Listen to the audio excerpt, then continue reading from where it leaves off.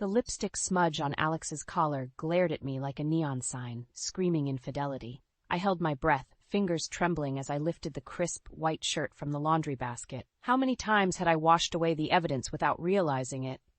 "Emma, where are you?" Alex's voice boomed from downstairs, snapping me back to reality. I quickly shoved the shirt back into the basket and plastered on a smile. "Coming, honey!" As I descended the stairs, my mind raced. How long had this been going on? Was I just being paranoid?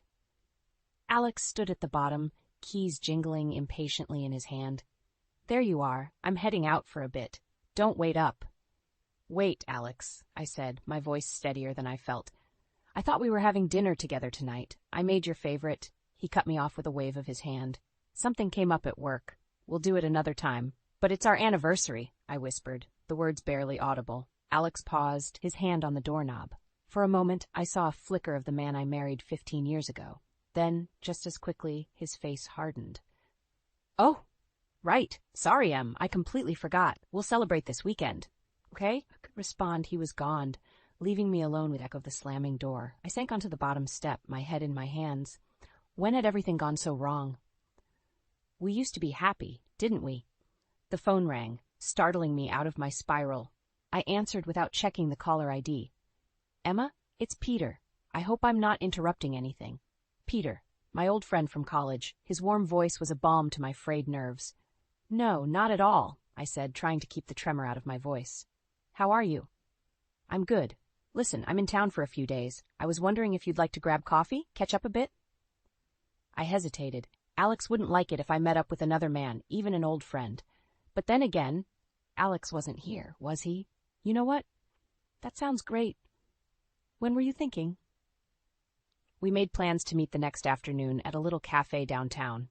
As I hung up, I felt a tiny spark of excitement. It had been so long since I'd done anything for myself. The next day, I found myself sitting across from Peter, clutching a steaming latte.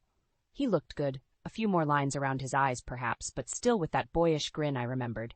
"So, Emma," he said, leaning forward, "and how's life treating you?" I opened my mouth to give my usual response. "Fine, everything's great." But something stopped me. Maybe it was the genuine concern in Peter's eyes, or maybe I was just tired of pretending. "Honestly, not great," I admitted. "Alex and we're having some problems." Peter's brow furrowed. "I'm sorry to hear that. Do you want to talk about it?" And suddenly, the floodgates opened. I told him everything. The emotional distance, the forgotten anniversaries, the lipstick on the collar. Peter listened without judgment, occasionally reaching out to squeeze my hand comfortingly. As I finished my story, wiping away a stray tear, Peter's phone buzzed. He glanced at it and frowned. "I'm so sorry, Emma. I have to take this. Work emergency. But listen, why don't we meet again tomorrow? Same time, same place?" I nodded, grateful for his understanding. As Peter hurried away, I felt lighter than I had in months. Maybe talking about my problems wasn't such a bad idea after all. Just then, my own phone chimed with a text. It was from Alex. "Working late again. Don't wait up." I stared at the message, a familiar ache settling in my chest. But this time, instead of resignation, I felt something else stirring. Determination. Things couldn't go on like this. Something had to change. As I left the cafe, I made a decision. Tomorrow, I would confront Alex. One way or another, I would get answers. And then, well, then we'd see what happened next. I paced the living room, rehearsing the speech I'd prepared for Alex. My stomach churned with a mix of anxiety and determination. The front door clicked open, and I froze. "Emma?" Alex called out, his voice oddly cheerful. "You still up?" I stepped into the hallway, arms crossed. "We need to talk, Alex." His smile faltered. "Can it wait? I'm beat." "No," I said firmly, "it can't." We sat across from each other at the kitchen table, the air thick with tension. I took a deep breath and launched into my prepared speech. "Alex, I know something's wrong. You're distant, you're never home, and yesterday, I found lipstick on your collar." His face remained impassive. "It's not what you think, Emma." "Then what is it?" I demanded, my voice rising. "Because from where I'm sitting, it looks like you're having an affair." Alex sighed, rubbing his temples. "I'm not having an affair, Emma, but I think we both know this marriage isn't working anymore." His words hit me like a physical blow. I'd expected denial, maybe even anger, but this calm admission of failure? It was worse than I'd imagined. "So that's it?" I whispered. You're just giving up? I'm being realistic, he countered. We've been drifting apart for years. Maybe it's time we... A wave of nausea suddenly washed over me. I bolted from the table, barely making it to the bathroom before emptying the contents of my stomach. As I rinsed my mouth, a thought struck me. When was my last period? With shaking hands, I counted back the days on my phone's calendar. Oh my God, I breathed. I emerged from the bathroom to find Alex waiting, a look of concern on his face that I hadn't seen in months. Emma, are you okay? I met his eyes, my heart pounding. I think I might be pregnant. The silence that followed was deafening. Alex's face went through a range of emotions, shock, disbelief, and finally, something that looked unsettlingly like disappointment. Are you sure? He asked, his voice strained. I shook my head. Not completely. I need to take a test. Alex nodded, already reaching for his keys. I'll go to the pharmacy. As he left, I sank onto the couch, my mind reeling. A baby. Could this be the thing that saved our marriage? Or was it too late? My phone buzzed with a text. It was Peter. Hope everything's okay. Here if you need to talk. I stared at the message, guilt gnawing at me. I hadn't told Alex about meeting Peter. It hadn't seemed important at the time, but now... The front door opened, and Alex returned with a small paper bag. We sat in tense silence as I took the test, then waited for the results. Those 3 minutes felt like an eternity. When the timer on my phone chimed, I looked at Alex. Together? I asked. He nodded, following me into the bathroom. I picked up the test with trembling fingers and turned it over. 2 pink lines stared back at us. It's positive, I whispered, a mix of joy and fear washing over me. I turned to Alex, expecting, what? Excitement? Happiness? Instead, I saw resignation in his eyes. Emma, he said softly, a baby isn't going to fix us. His words cut deep, shattering the fragile hope I'd been clinging to. I stepped back, wrapping my arms protectively around my midsection. So what are you saying? I asked, though I feared I already knew the answer. Alex ran a hand through his hair, looking everywhere but at me. I think we need some time apart to figure things out. I felt the world tilting beneath my feet. This couldn't be happening. Not now. Not when everything was about to change. You're leaving? I choked out. Now? He nodded, his expression a mask of forced calm. I'll stay with a friend for a while. We both need space to think. As Alex packed a bag, I stood in the doorway, watching the life I thought I knew crumble around me. When he finally left, the silence in the house was oppressive. I picked up my phone, my vision blurry with unshed tears. Without thinking, I dialed Peter's number. Emma? His concerned voice came through. What's wrong? I took a shaky breath. Peter, I need you. Peter arrived within 20 minutes, his face etched with concern. I collapsed into his arms, the dam of emotions finally breaking. He left, Peter. I sobbed. Alex left. Peter guided me to the couch, his arm around my shoulders. Start from the beginning, Emma. What happened? Through hiccuping breaths, I recounted the evening's events. The confrontation, the pregnancy test, Alex's cold reaction. Peter listened intently, his jaw tightening as I spoke. I'm so sorry, Emma. He said softly when I finished. You don't deserve this. I wiped my eyes, suddenly aware of how close we were sitting. I don't know what to do, Peter. I'm pregnant, and my husband just walked out on me. Peter took my hand, his touch warm and comforting. You're not alone, Emma. I'm here for you, whatever you need. Our eyes met, and for a moment I felt a spark of something I hadn't experienced in years. But before I could dwell on it, my phone buzzed. It was Alex. I need to talk to you. His message read, Can you meet me at the cafe tomorrow at noon? I showed Peter the message, my stomach churning with anxiety. You don't have to go, Peter said, his voice tight. I do, I replied. I need answers. The next day I arrived at the cafe 5 minutes early, my nerves on edge. Alex was already there, looking haggard and sleep-deprived. Emma, he said as I sat down. Thanks for coming. I cut straight to the chase. Why did you leave, Alex? Is there someone else? He sighed, running a hand through his hair. No, there's no one else, but Emma, I can't do this anymore. The pregnancy, it just made me realize how trapped I feel. His words hit me like a slap. Trapped? We're having a baby, Alex. This should be the happiest moment of our lives. I don't want kids, Emma, he said flatly. I never have. I thought you knew that. I stared at him, speechless. How could I have missed something so fundamental about the man I married? So what now? I asked, my voice barely above a whisper. Alex reached into his pocket and pulled out a folded document. I think we should get a divorce. The world seemed to tilt on its axis. Divorce? Just like that? It's for the best, he said, pushing the papers towards me. I've already signed. Take some time to look it over. I stood up abruptly, nearly knocking over my chair. You don't get to decide what's best for me or this baby, Alex. I thought our marriage meant something to you. Emma, please? But I was already walking away, tears blurring my vision.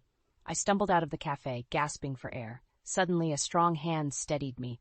I looked up to see Peter, concern etched on his face. I'm sorry, he said. I couldn't let you face this alone. I waited outside, just in case. Without thinking, I threw my arms around him, burying my face in his chest. He held me tightly, murmuring soothing words. When I finally pulled back, I saw something in Peter's eyes that both thrilled and terrified me. Emma, he said softly, I know this isn't the right time, but I need to tell you something. I've been in love with you since college. Seeing you with Alex all these years, it's been torture. I stared at him, my mind reeling. Peter, But before I could finish, a wave of dizziness washed over me. The world tilted, and I felt myself falling.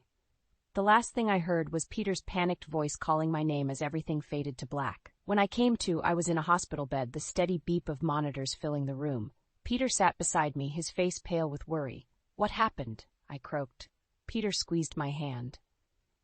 You fainted. The doctors, Emma, they found something during the ultrasound. My heart raced. The baby? He shook his head, his eyes brimming with tears. It's not a baby, Emma. They found a tumor on your ovary. The world seemed to stop. In that moment, faced with a failing marriage, an unexpected confession of love, and now this devastating news, I realized my life would never be the same again. The stark white walls of the hospital room seemed to close in on me as I tried to process the doctor's words. A tumor, not a baby. The cruel irony wasn't lost on me. Miss Thompson, Dr. Patel said gently, I know this is a lot to take in, but we need to discuss your options. I nodded numbly, grateful for Peter's steady presence beside me. His hand in mine was an anchor in the storm of emotions threatening to overwhelm me.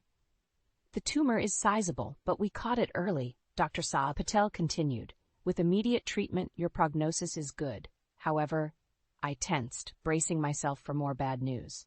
The treatment will likely affect your fertility. If you want to preserve the option of having children in the future, we need to act quickly. My mind reeled. Children. The future.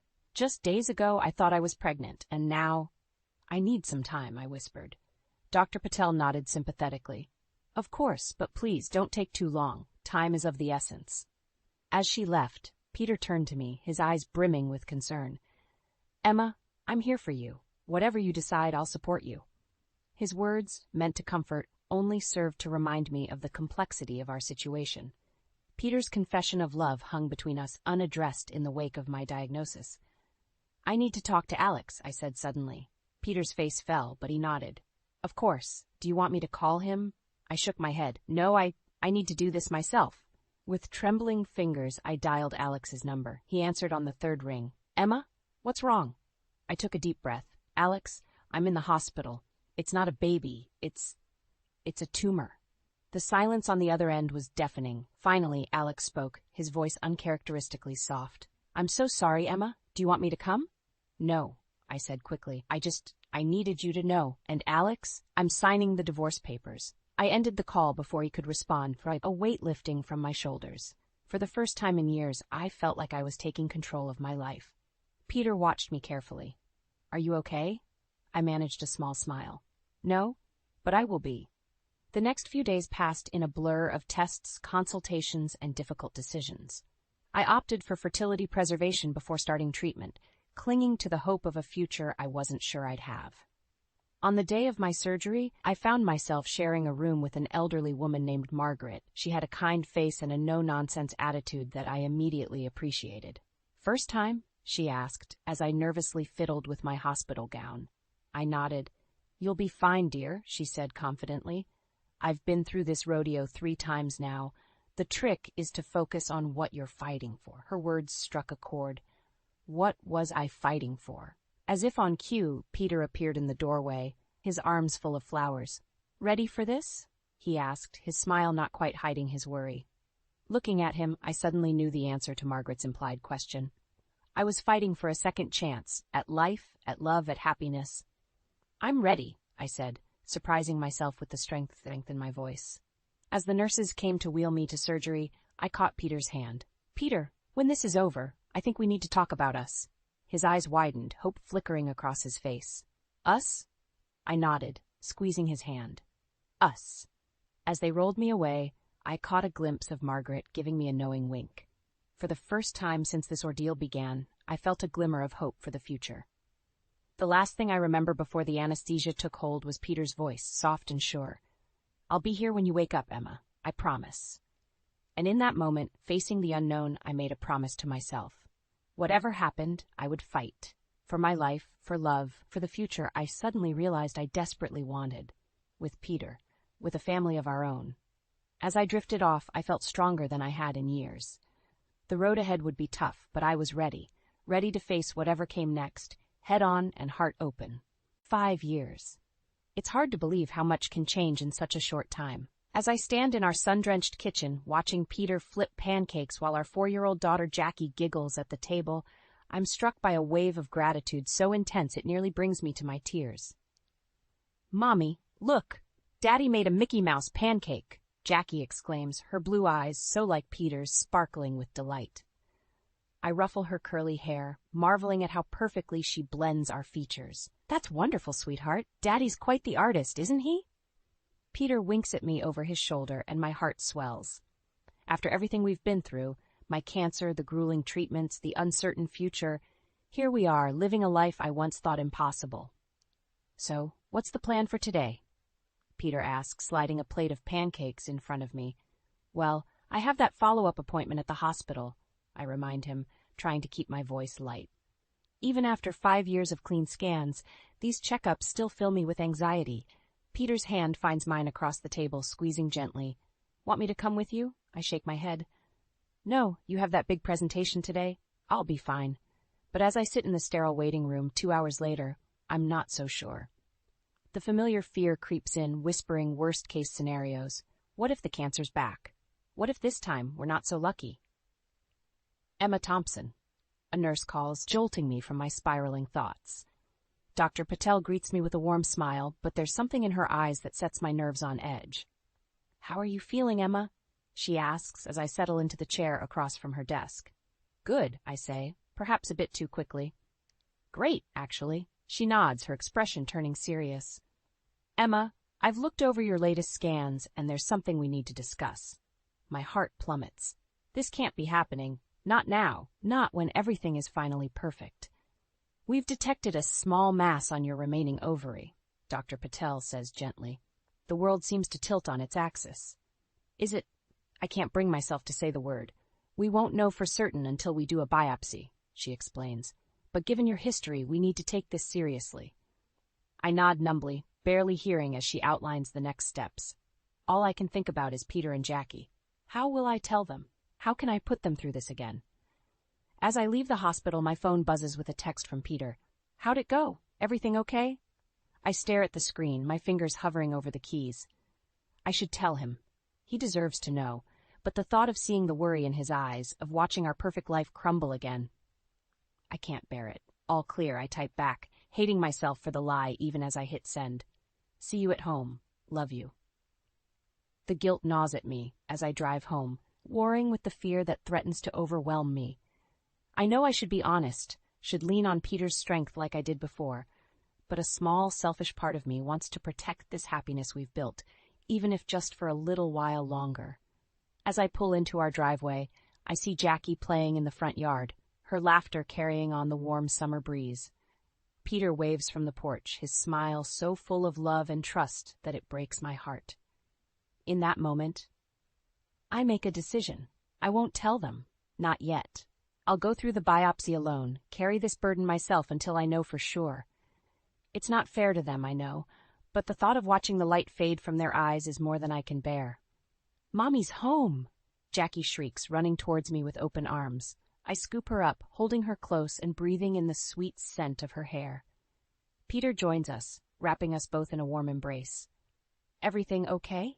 he murmurs into my ear. I force a smile, burying my face in Jackie's curls to hide the tears that threaten to fall. Everything's perfect, I lie, my voice barely above a whisper.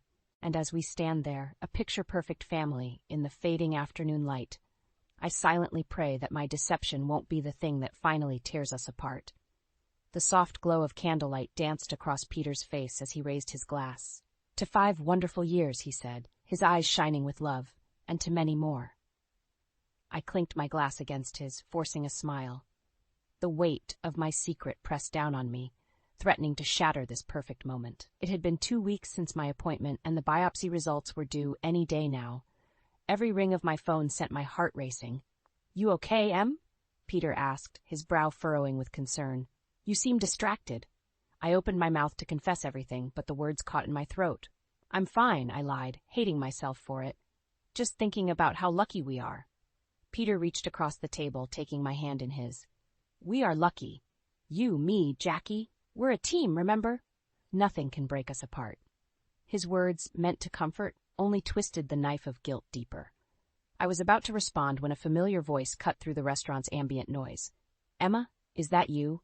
I froze, my blood turning to ice. Slowly, I turned to face a ghost from my past. Alex. He stood there, looking older but still handsome, a mix of surprise and something else, regret, on his face. "Alex," I managed, my voice barely above a whisper. "What are you doing here?" He gestured vaguely. "Business dinner. I didn't expect to see you." Peter's hand tightened around mine, a silent show of support. "Alex," he said, his voice cool but polite. "It's been a long time." Alex nodded, his eyes darting between us. Then his gaze landed on something behind me, and his expression changed. "Is that—" I turned to see Jackie approaching our table, her face lighting up as she saw us. "Mommy, Daddy, I finished my homework. Can I have dessert now?" The color drained from Alex's face. She's yours?" he asked, his voice strangled. In that moment I saw the wheels turning in his head, the mental math he was doing, and I realized with horror what he must be thinking. "Alex, it's not." I started, but he cut me off. "How could you keep this from me?" he demanded, his voice rising. "All these years, and you never told me I had a daughter?" The restaurant fell silent, all eyes turning to our table. Jackie looked between us, confusion and fear clouding her young face. "Mommy? Who's that man?" Peter stood up, placing himself between Alex and Jackie. "I think you need to leave," he said firmly. But Alex wasn't listening. His eyes were locked on Jackie, a storm of emotions playing across his face. "She has my eyes," he whispered. "No, Alex." "You don't understand," I pleaded, but it was too late. He pushed past Peter, reaching for Jackie. "Come here, sweetheart. I'm your real father." Jackie screamed, shrinking back. Peter grabbed Alex's arm, his face thunderous. "That's enough." The restaurant erupted into chaos. Patrons gasped and murmured, waiters rushed. "Emma, we have your results. Please call us as soon as possible." I stared at the screen, a hysterical laugh bubbling up in my throat. Of course, this would happen now when everything was falling apart. As Peter turned to me, his eyes filled with questions and hurt, I realized I had reached a crossroads. No more lies, no more secrets. It was time to face the truth, no matter the cost. Taking a deep breath, I prepared to shatter the life we had built, praying that somehow we'd find a way to pick up the pieces. The restaurant was in chaos. Jackie's sobs pierced the air as Peter held her close, shielding her from Alex's wild-eyed gaze. I stood frozen, my phone clutched in my hand, Dr. Patel's message burning into my vision. "Emma!" Alex's voice cut through the din. "You can't keep my daughter from me." Peter's face hardened. "She's not your daughter, Alex. Leave, now." But Alex wasn't listening. He lunged forward, reaching for Jackie. Peter stepped back, but Alex's fingers grazed Jackie's arm. She screamed, a sound that shattered my paralysis. "Don't touch her!" I shouted, stepping between them. Suddenly a large figure appeared beside us. "Is there a problem here?" A deep voice rumbled. I turned to see a muscular man in his mid-40s, his eyes sharp and assessing the situation. Recognition flashed across Peter's face. "Richard?" Peter said, relief evident in his voice. "Thank God. This man is harassing my family." Richard's jaw set as he turned to Alex. "Sir, I'm going to have to ask you to step back." Alex's face contorted with rage. "You don't understand. That's my daughter." Before anyone could react, Alex shoved past Richard, making another grab for Jackie. In a blur of motion, Richard caught Alex's arm, twisting it behind his back. "That's enough," Richard growled. "You're coming with me." As Richard began to lead Alex away, I saw a dangerous glint in my ex-husband's eye. Time seemed to slow as Alex wrenched free, his hand disappearing into his jacket. "Alex," I started, but it was too late. The glint of metal made my heart stop. A knife! Where had he gotten a knife? "Jackie!" I screamed, lunging forward. Everything happened in a fraction of a second. Richard tackled Alex to the ground, the knife clattering across the floor. Peter shielded Jackie with his body. And I stood there, my world tilting on its axis, as security guards swarmed in, restraining Alex. The adrenaline drained from my body. I sank to my knees, trembling uncontrollably. "Emma?" Peter's voice sounded far away. "Emma, are you okay?" I looked up at him, at Jackie's tear-stained face, and something inside me broke. The weight of my lies, the fear of my diagnosis, the shock of Alex's actions, it all came crashing down. "I'm sorry," I sobbed. "I'm so sorry. I've ruined everything." Peter knelt beside me, confusion etched on his face. "Emma, what are you talking about?" I took a shaky breath, knowing that the next words out of my mouth would change everything. "The tumor, it's back, and I didn't tell you." The color drained from Peter's face. "What?" "I was scared," I whispered. "I didn't want to hurt you and Jackie. I thought I could handle it alone." Peter's expression cycled through shock, hurt, and finally a deep sadness that broke my heart. "Emma, we're a team. You should have told me." As the police arrived to take statements, the gravity of the situation settled over us. Alex was being led away in handcuffs, shouting about paternity tests and lawyers. Richard stood nearby, giving his account to an officer. And we sat there on the floor, our perfect life in shambles. My phone buzzed again. Dr. Patel, no doubt wondering why I hadn't called back. The future I'd been avoiding loomed before me. More tests, more treatments, more uncertainty. "What do we do now?"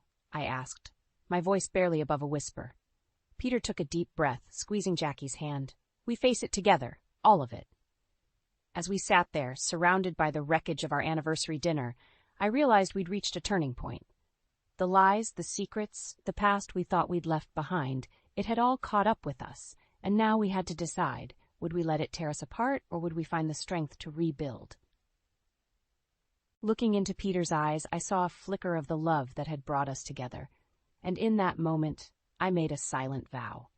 No more secrets, no more lies. Whatever came next, we'd face it as a family. But as the police approached to take our statements, I couldn't shake the feeling that the worst was yet to come. The sterile walls of the police station seemed to close in on me as I sat across from Alex, his hands cuffed to the table. Peter stood in the corner, his presence a silent pillar of strength. "Why, Alex?" I asked, my voice barely above a whisper. "Why did you do this?" Alex's eyes, once so familiar, now seemed like those of a stranger. "You took my child from me, Emma. What did you expect?" I took a deep breath, steeling myself for what I was about to say. "Jackie isn't your daughter, Alex. She never was." His face contorted in confusion, then anger. "What are you talking about? You were pregnant when we separated." "I thought I was," I admitted, but it wasn't a baby. It was a tumor. The silence that followed was deafening. I could see the wheels turning in Alex's mind, piecing together the past. So all this time he trailed off, the fight draining from his body. "I'm sorry I didn't tell you," I said softly. "But you had already left. You made it clear you didn't want children." Alex slumped in his chair, the reality of his actions crashing down on him. "I've made a terrible mistake, haven't I?" I nodded, feeling a strange mix of pity and relief. "Yes, you have." As we left the station, Peter wrapped an arm around my shoulders. "Are you okay?" he asked. I leaned into him, drawing strength from his presence. "I will be. We have bigger battles to face now." The next few weeks passed in a blur of hospital visits and legal meetings. Alex's actions had consequences. He was facing charges for assault and endangering a minor. But as I sat in Dr. Patel's office, waiting for my latest test results, those problems seemed distant. "The tumor has shrunk significantly," Dr. Patel said, a smile breaking across her face.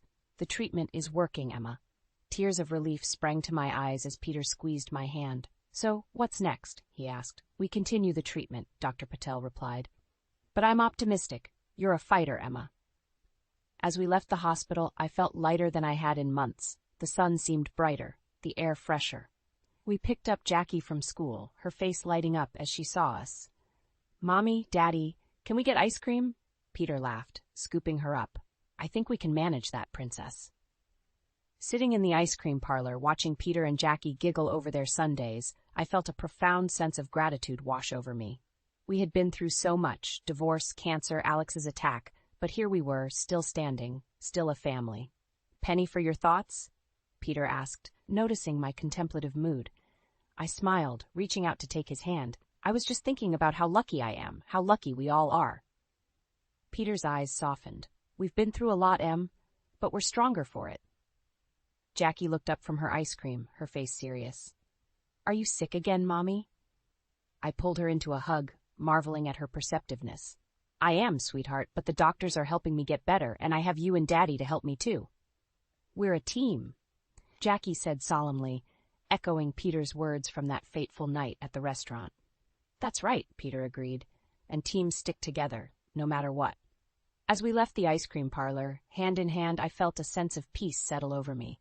The road ahead wouldn't be easy. There were still treatments to endure, legal battles to face, and emotional scars to heal. But for the first time in a long time, I wasn't afraid. We had weathered the storm together, emerging stronger and more united than ever. Alex was a chapter of my life that had finally closed, and while the pain of those years would always be a part of me, it no longer defined me. Looking at Peter and Jackie, I saw my future, bright, full of love, and brimming with possibilities. Whatever challenges lay ahead, I knew we would face them as we'd faced everything else, together. As we walked home in the fading sunlight, I silently thanked the twists of fate that had brought me here. To this moment, to this family, to this love. And for the first time in years, I felt truly, completely whole.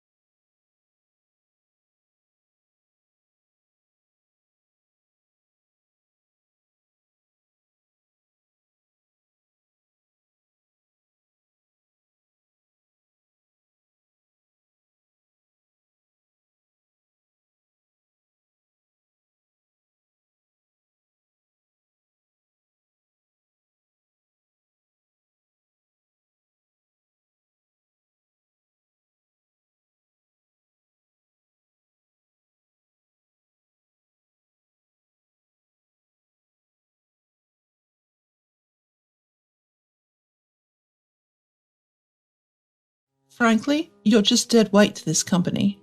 Incompetent old lady, you're fired. Ever since the president's niece, who came from the head office, became the head of our department, The workplace atmosphere has turned sour. She fell head over heels for a male colleague and persistently clung to him, neglecting her work. Because of this, we subordinates have been swamped with overtime, with even our lunch breaks getting cut short. Moreover, even consulting with the president brought no solutions. Then one day, the department head handed me my dismissal. At first, I couldn't accept it, but continuing to pour my efforts into this company seemed senseless.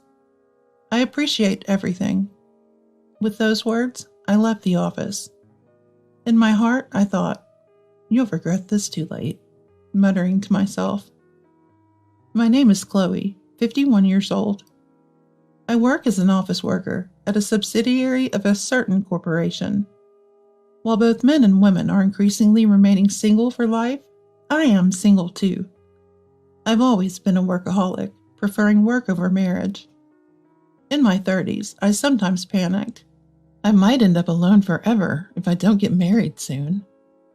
But around the time I turned 40, I became less fixated on it. Even now, I think I'd consider marriage if the right opportunity came along. My relationships at work were excellent, especially the younger colleagues who looked up to me, often inviting me out for meals or drinks and coming to me for advice. My days were fulfilling. However, everything changed when our department head was replaced. The new head, Aurora, a 39-year-old single like me, transferred from the head office, the president's niece. She fell for Benjamin, a male colleague in the same department. Benjamin is 45 now. He's a clean-cut guy, popular among the younger female staff. He's a man of few words, but highly competent. From her first day, Aurora stuck to Benjamin and unfortunately started slacking off at work. That day, even though it was only 10 a.m., Aurora said to Benjamin, "Mr. Benjamin, it's about time for a lunch break, right? Why don't you join me for lunch? There's a chic restaurant about 20 minutes away by taxi." "Manager, it's too early for lunch, and we can't go to a place that takes 20 minutes by taxi. Our lunch break is only supposed to be an hour." "Don't worry, I'm the manager, after all. If I'm with you, you're allowed to take as long a break as you want." At Aurora's words, not only Benjamin but everyone in the office frowned. Actually, I had been consulted by Benjamin several times about Aurora. Aurora, it seems, kept taking Benjamin to the conference room during work hours for idle chatter, and Benjamin was troubled because he couldn't get his work done. Feeling I had no choice, I went to Aurora's desk and said, "Manager, there's still time before lunch. Benjamin has work that needs to be done right now. If you take a 2 or 3 hour lunch break, the rest of us employees will have to pick up the slack." "What? Is that a problem?" Aurora glared at me sharply. "It's a big problem, especially since our rival's performance has been improving lately, and the president has told us to work harder than ever. My uncle has entrusted me with the full responsibility for this department. I don't need you telling me what to do." I couldn't believe these words were coming from someone about to turn 40. The excessive overtime and inability to take a proper lunch break for us other employees were due to Aurora disrupting Benjamin's work. Moreover, Aurora would swiftly leave work as soon as it was time to clock out. Even if our beloved Benjamin was working overtime, she preferred to leave right on time. After Aurora repeatedly ignored my warnings, I decided to talk to the president directly. "President, the manager is interfering with Mr. Benjamin's work.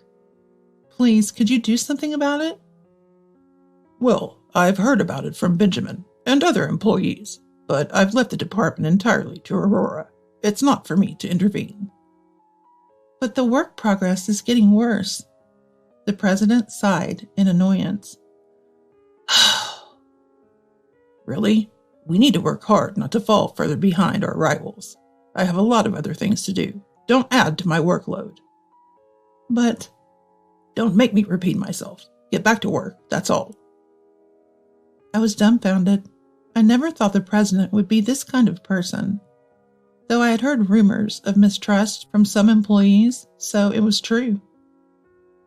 Perhaps the president found it bothersome to meddle in subordinate relationships and was somewhat favoring his niece Aurora. That's why I, the most senior in the department, along with the section and division heads, had to keep warning Aurora whenever she caused trouble. Moreover, the frequency of Benjamin's consultations about Aurora increased, and he and I spent more time together. It didn't take long for Aurora to start disliking me.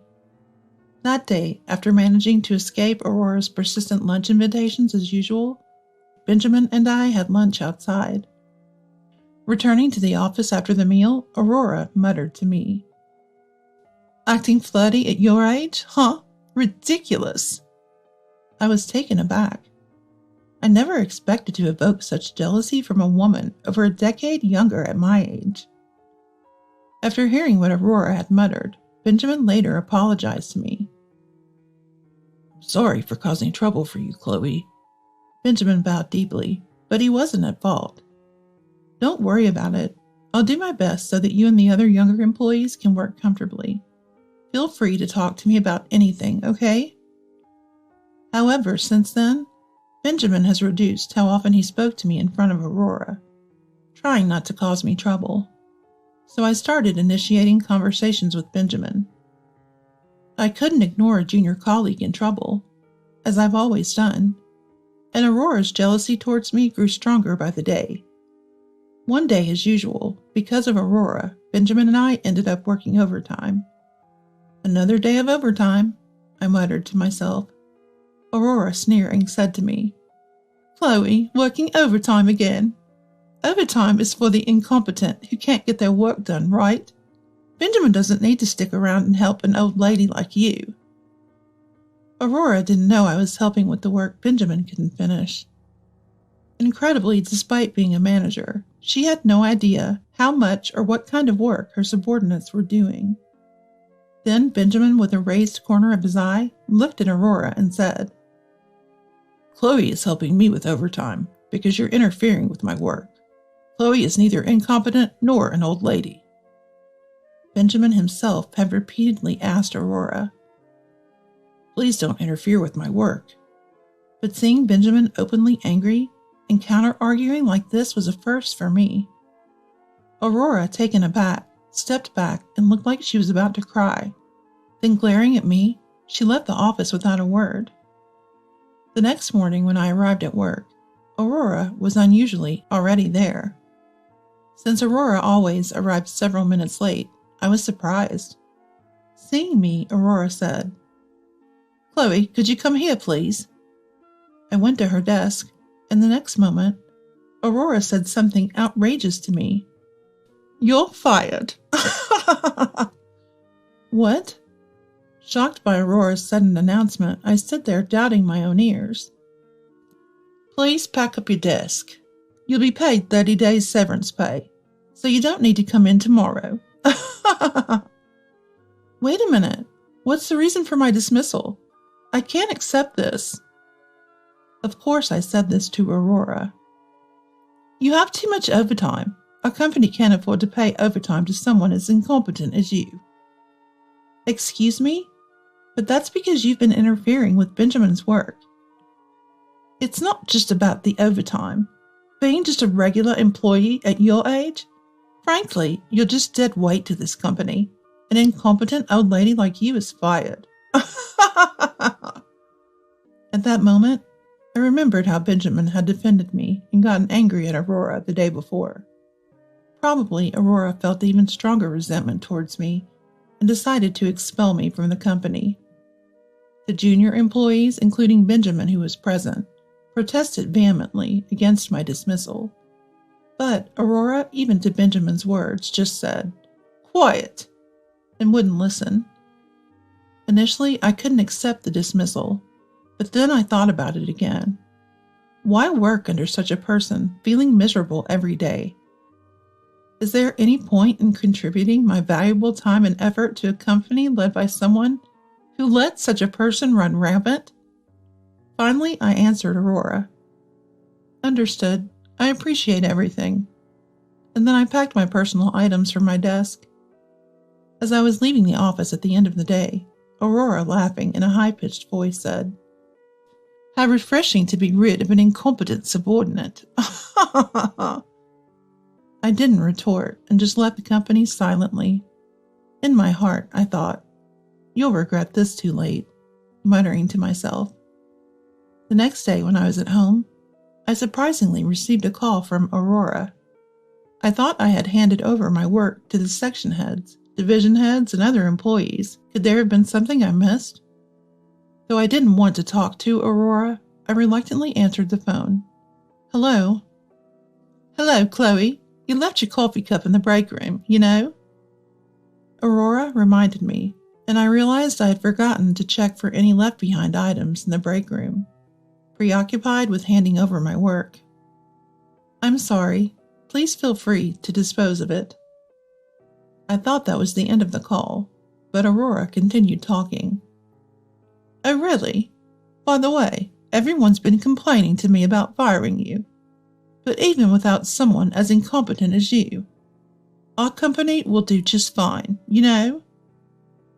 It seemed the real reason Aurora called me was not about the forgotten item, but rather to vent her irritation from being complained to by the subordinates.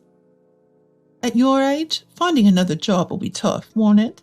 So sad being single and all. It's your fault for being an incompetent who only does overtime, right? Anyway, today's a $10 million deal day. Who's handling it?" At that moment, I heard Benjamin's voice faintly over the phone. "The person in charge resigned yesterday." "What?" "The person handling that deal was Chloe." "What?"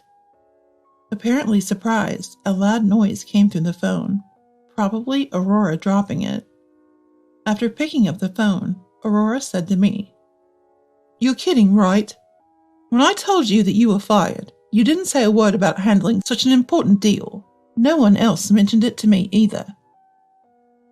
"Everyone tried to tell you.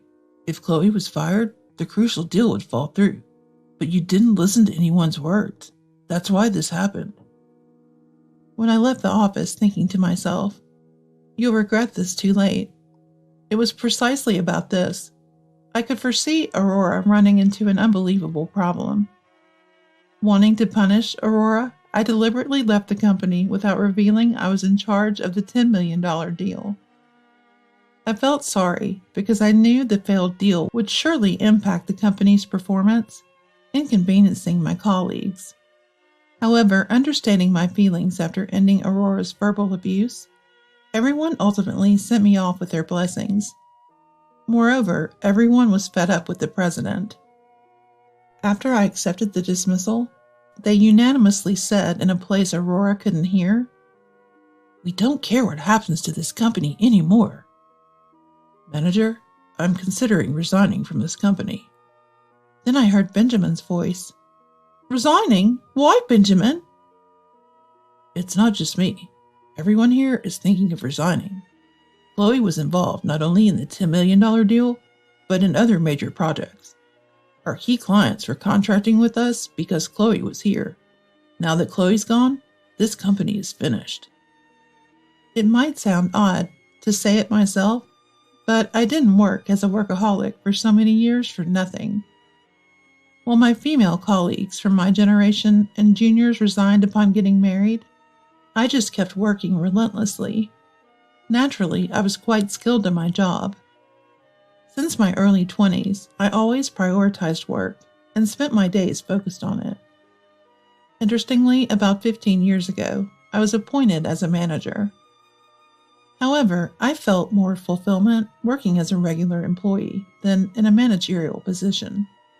So I asked the president to demote me back to a regular employee. "Chloe was contributing so much to the company," Aurora muttered, and then I heard another employee, not Benjamin, speaking to her.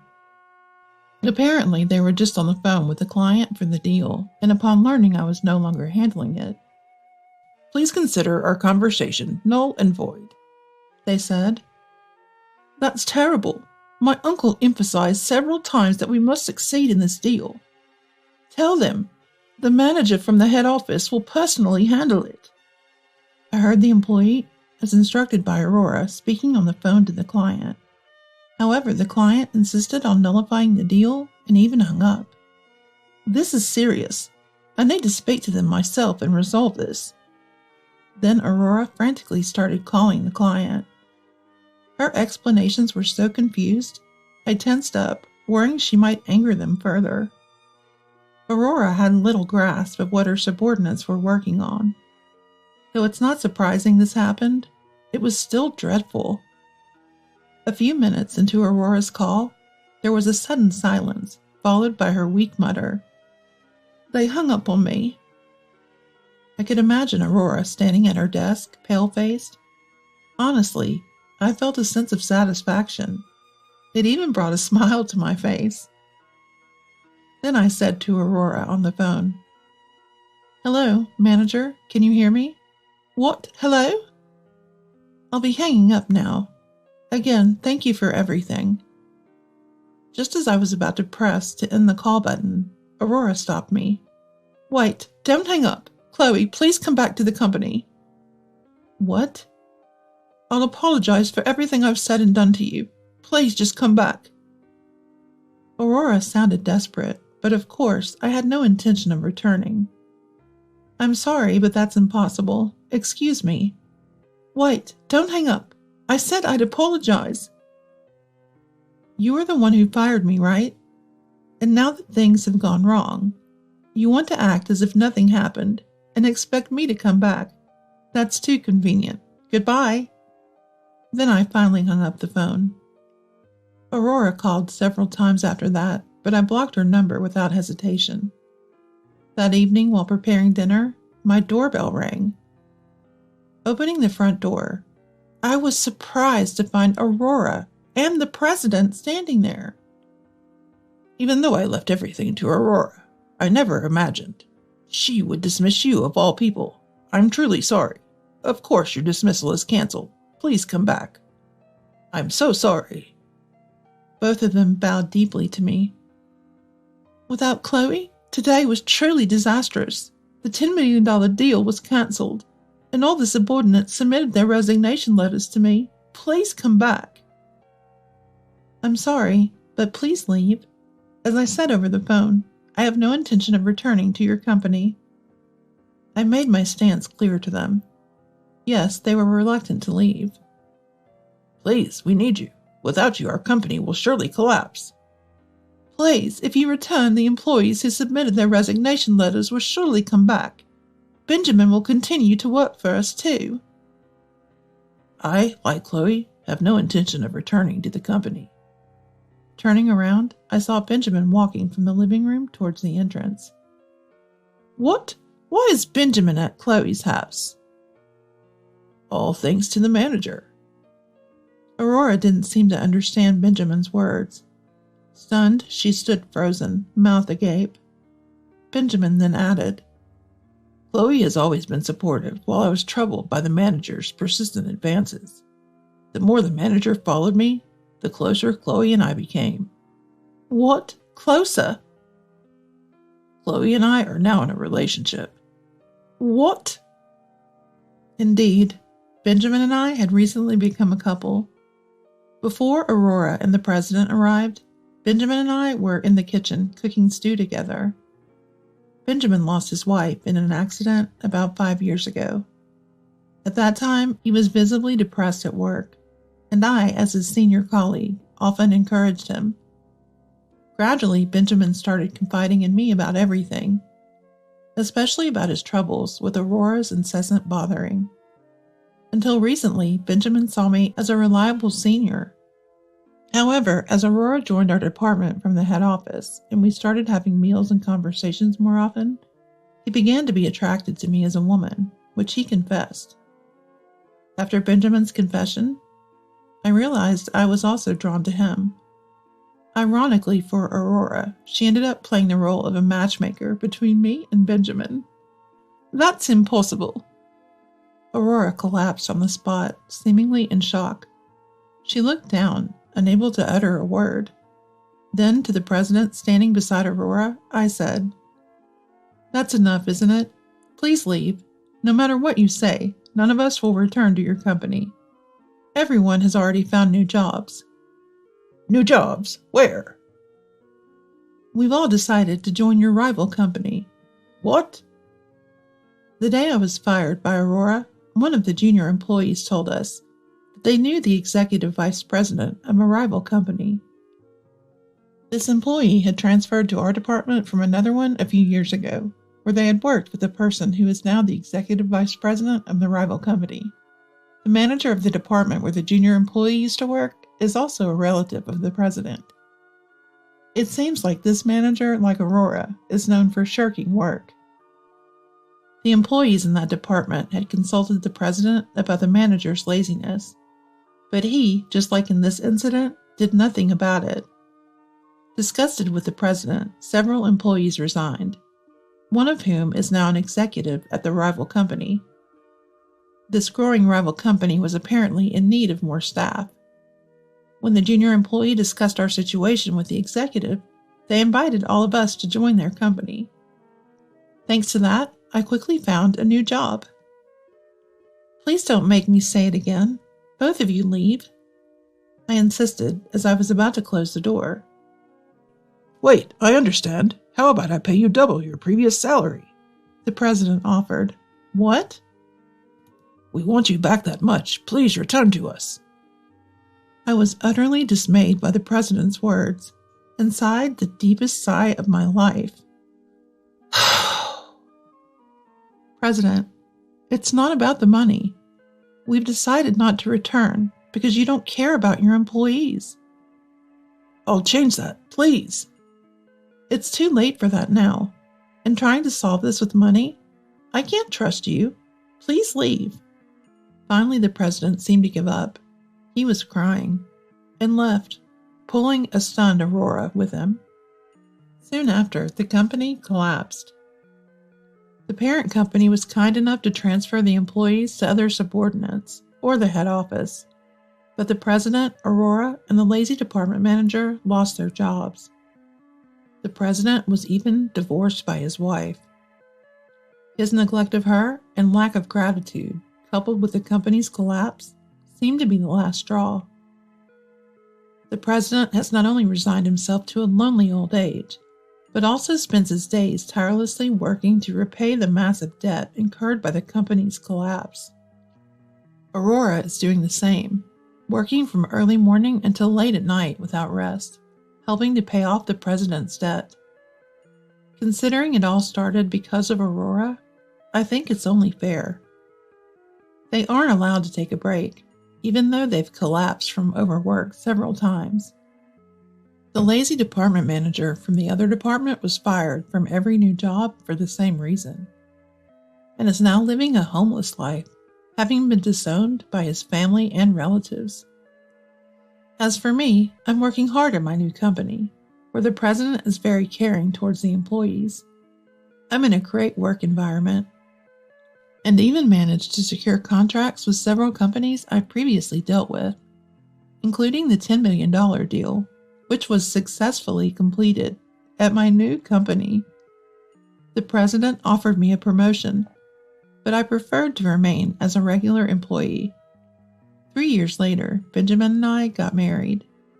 I never thought I'd marry, but finding such an attractive man like Benjamin changed my mind. I'm very happy now. My life's pretty straightforward. I'm all about fitness, health, and now, apparently, drama. I'm 26, juggling my job as a fitness trainer and my health blog. That's how I bumped into Mark at the sports center, a connection that quickly turned into something special. He's got this vibe that's hard to ignore, and before we knew it, we were deep in what you'd call a whirlwind romance. Now, let me set the scene for you. It was a hot summer day, and I was meeting Mark's family for the first time. I was nervous but excited. Dressed in a simple, knee-length dress with short sleeves, nothing flashy, but apparently, enough to kick off a storm. Mark had prepped me about his family, loving, a bit traditional, and protective of each other. He mentioned his mom, Linda, with a tone that I couldn't quite figure out at the time. "She's got strong opinions, but don't take it to heart," he said. Little did I know, those were words of warning. We walked into their family home, and there they were. Alex, Mark's younger brother, was the first to greet us, a hearty guy with a welcoming smile. Then came Linda. The air felt like it dropped a few degrees. Her eyes scanned me from head to toe, lingering on my arms. Yes, my arms. Bare because it was summer and it was sweltering outside. "Is this how you dress to meet your future mother-in-law? A bit bold, don't you think?" Linda's voice was colder than I expected, laced with a disapproval that felt like a slap. I was taken aback, my mind racing for the right words. Mark squeezed my hand, a silent form of support. I cleared my throat. "Well, it's summer, you know? It's quite hot outside, and I thought this was pretty decent and comfortable." Linda scoffed. "Comfortable or not, it's about first impressions." I would have expected something more appropriate. Mark jumped in, trying to smooth things over. "Mom, come on, it's really hot today. Erica's dressed fine. Let's not start off on the wrong foot." But Linda wasn't having any of it.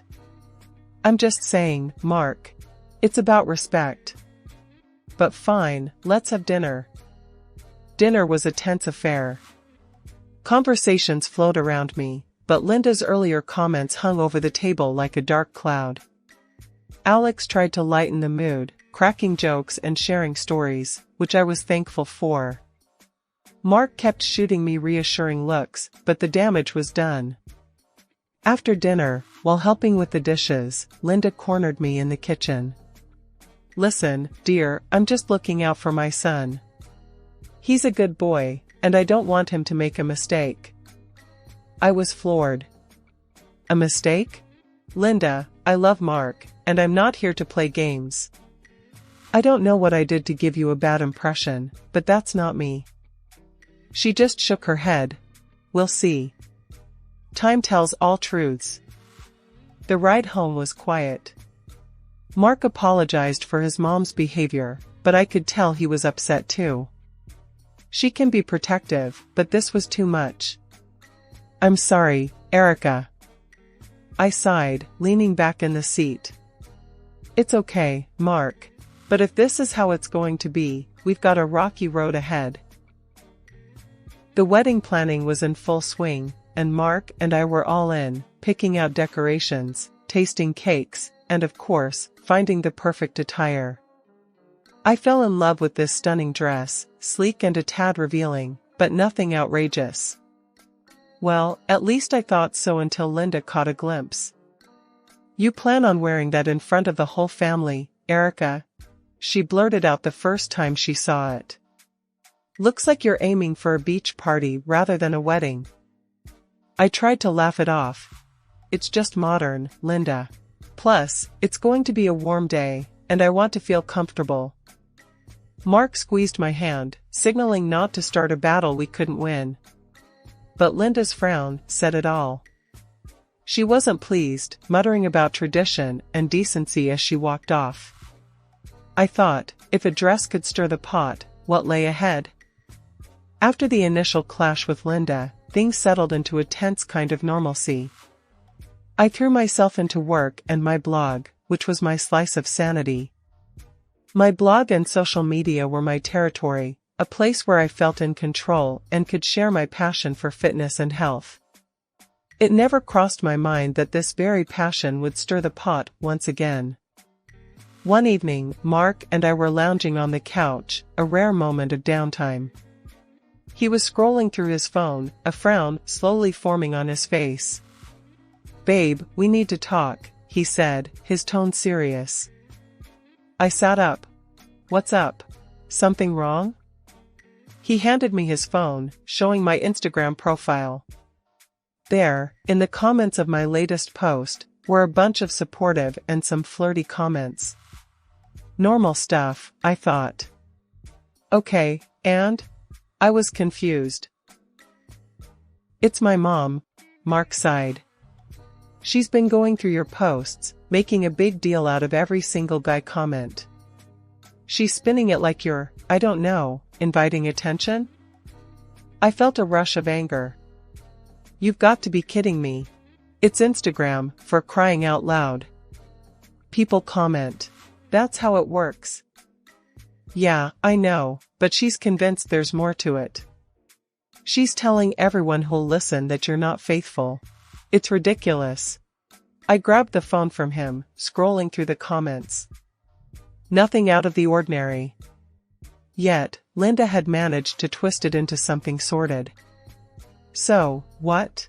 Am I supposed to police who comments on my posts now? No, of course not. But maybe we could limit who can comment or something. Just until this blows over? Mark's suggestion was well-meaning, but infuriating. I snapped. So I have to censor my account because your mom has a twisted view of me? Hell no. That's not happening. Fast forward through the Instagram saga, with Linda twisting my every move into a scandal, things only got stickier. Alex, bless him, started giving me rides home from work since his office was just a block away from the gym. It was innocent convenience, but not to Linda's eyes. At a family dinner one evening, with the tension thick in the air, Linda started her usual insinuations. Nice of Alex to play chauffeur, isn't it? She said, her voice dripping with implication. Seems like he's always there when Mark isn't. Mark's jaw tensed, and I saw Alex stiffen. Mom, what are you implying? Mark's voice had that warning edge, but Linda was on a roll. Oh, nothing. Just making conversation, she replied, feigning innocence while her eyes darted between me and Alex. It was like a match to the fuse. Stop it, Mom. You're out of line, Alex snapped, clearly at his limit. The argument escalated from there, with Mark caught in the middle, torn between his brother and his mother's accusations. The drive home was silent, the weight of the accusations hanging between us. I couldn't believe Linda would stoop so low, using Alex's kindness as a weapon against me. The whole mess with Linda reached a boiling point I never thought possible. After the latest stunt she pulled, accusing me of messing around because Alex gave me a few rides home, I hit my limit. I told Mark flat out, your mom's not welcome in our house anymore. I can't do it. She's crossed too many lines. You'd think I'd declared war. Linda went ballistic when she heard about the ban. But honestly, I was past caring.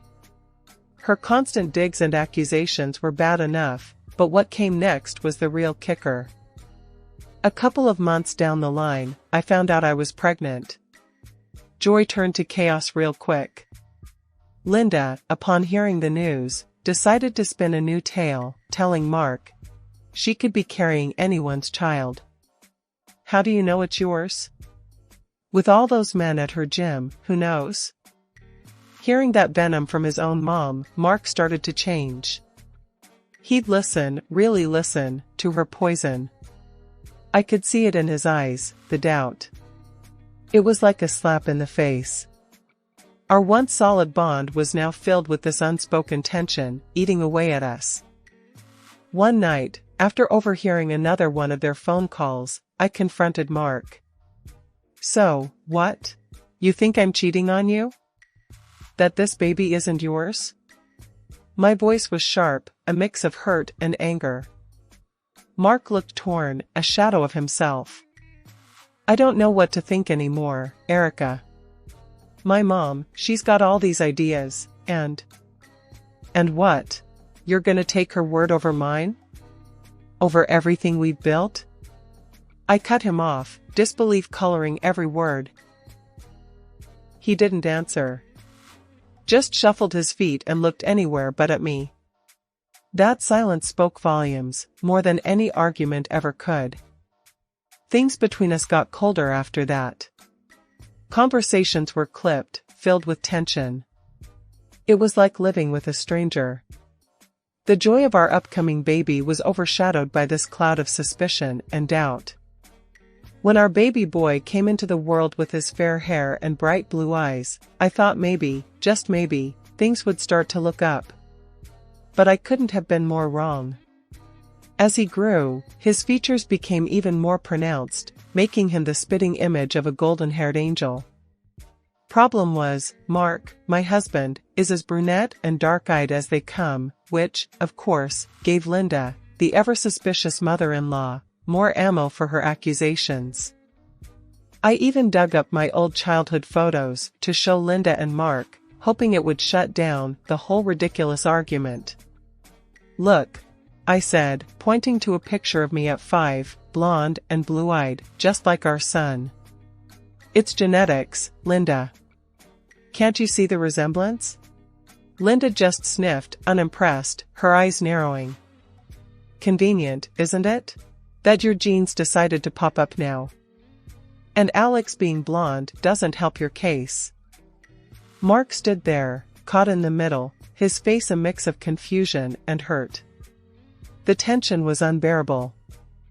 Things hit the fan at our son's first birthday party. With all the guests cooing over the baby, Linda couldn't resist making a scene. This child looks nothing like my son.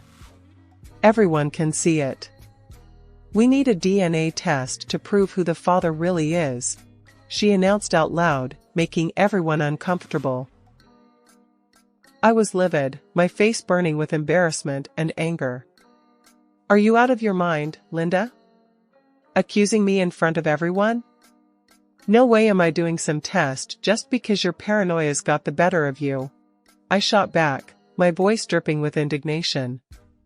It was humiliating, being accused like that, especially in front of friends and family. But then, Mark stepped in, and not in the way I hoped. Actually, we're doing it, he said, his voice cold, a hardness in his eyes I hadn't seen before. If you've got nothing to hide, then there's no issue. We do the test, or we're done. I can't be married to someone I don't trust. I was floored. You serious right now? You're choosing your mom's crazy over me, over your son? He didn't budge, didn't even seem to flinch at my words. It's not just my mom. There's too much doubt, too much talk. The test ends at one way or another. And until then? I asked, my heart in my throat, already dreading the answer. Pack your bags. Stay somewhere else. I can't look at you, not now, not with these doubts.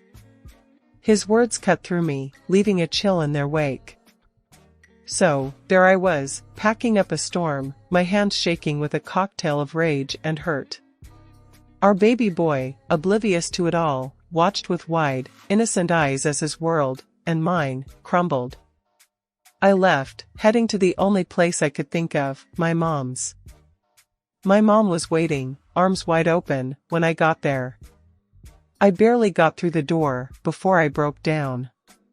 He's kicked us out, Mom. Over some DNA test Linda's convinced him we need. My mom was all fury, ready to storm over there and give Mark a piece of her mind. Over my dead body, she said, but I stopped her.